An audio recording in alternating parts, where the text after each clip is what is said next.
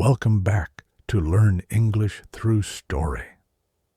Today, I have a mystery that begins quietly, but ends with a twist you won't see coming. If you love crime stories and want to improve your English listening skills, you're in the right place. So, sit back, relax, and let's dive into a story filled with suspense, clever thinking, and a detective you won't forget. The stir outside the Café Royal. He was a brilliant criminal, and he used many different names. The man who robbed the bank in Detroit and shot the bank manager was known as Captain Mathurin.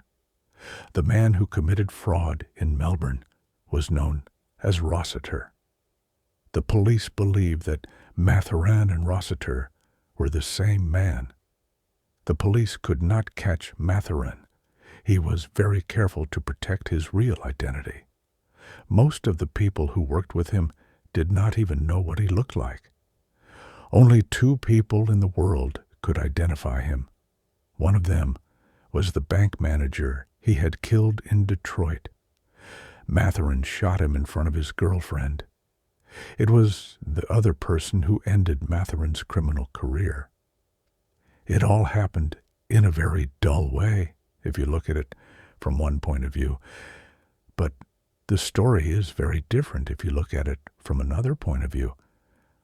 I first heard the story from a young detective that I met in a pub near Westminster. Then a young lady was driving down Regent Street one day in a horse-drawn cab.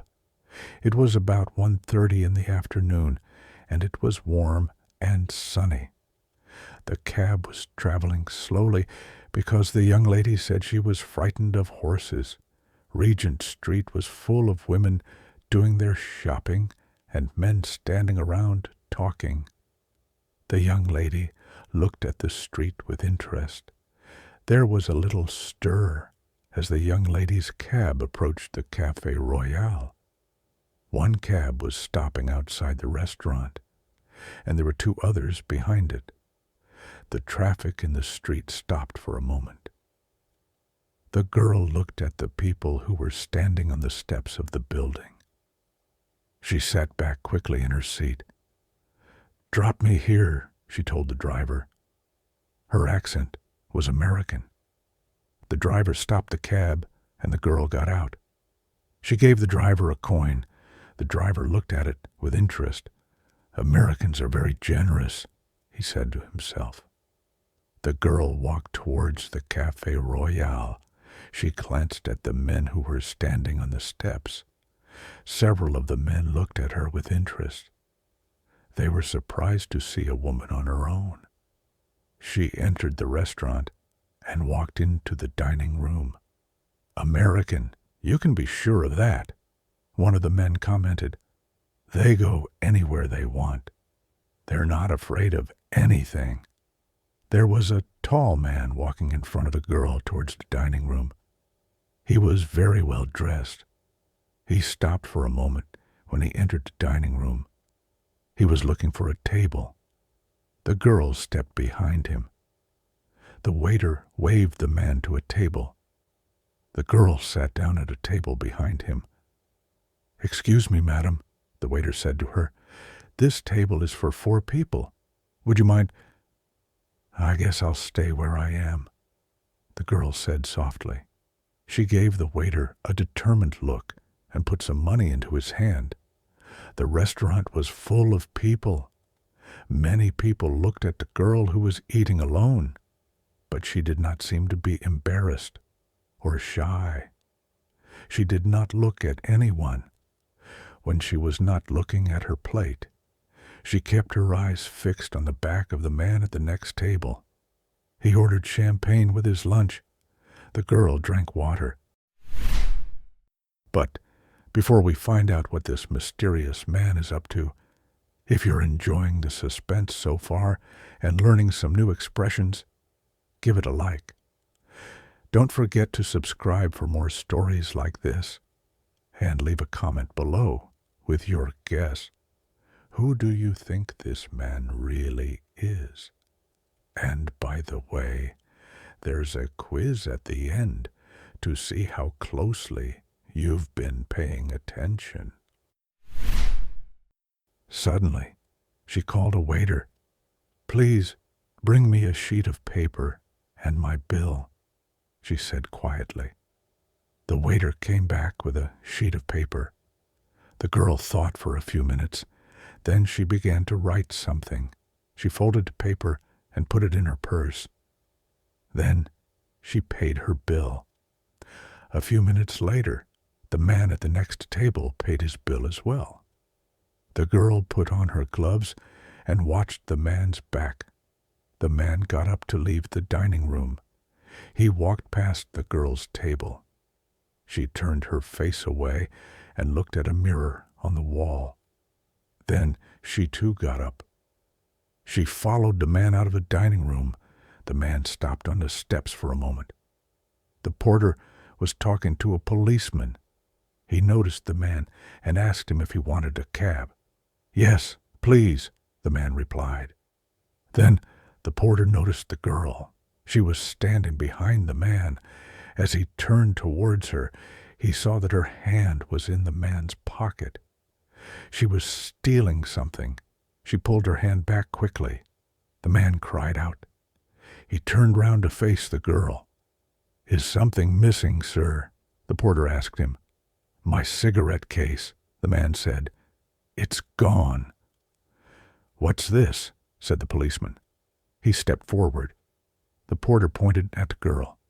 "That woman has stolen this gentleman's cigarette case," he said. "I saw her doing it." The man looked at the girl.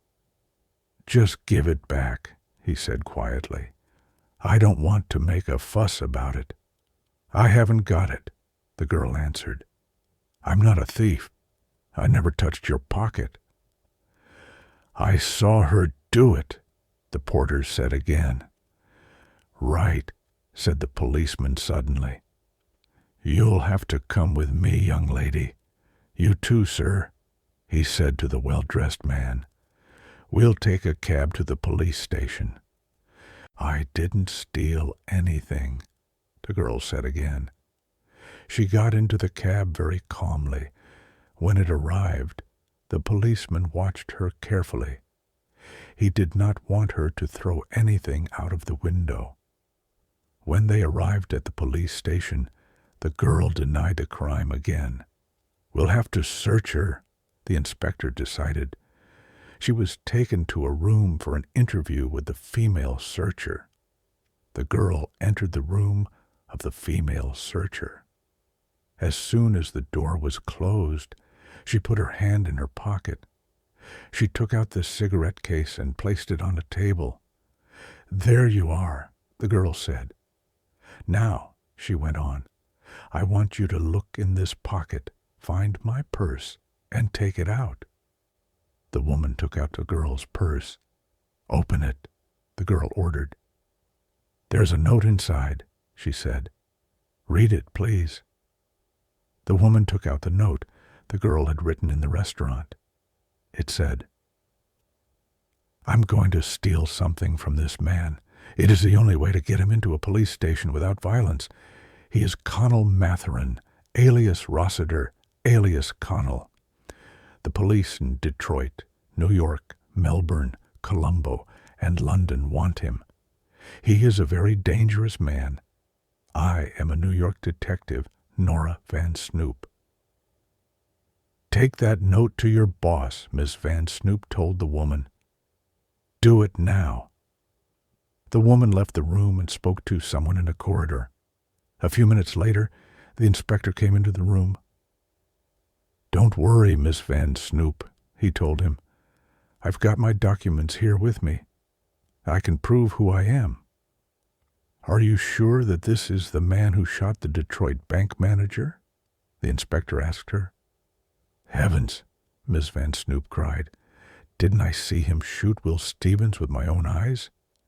Didn't I join the police to find him?" The inspector left the room. The girl listened attentively. Then she heard a shout from the next room. The inspector came back. "I think you're right," he told her. "It is Matherin, but why didn't you ask the police to help you?"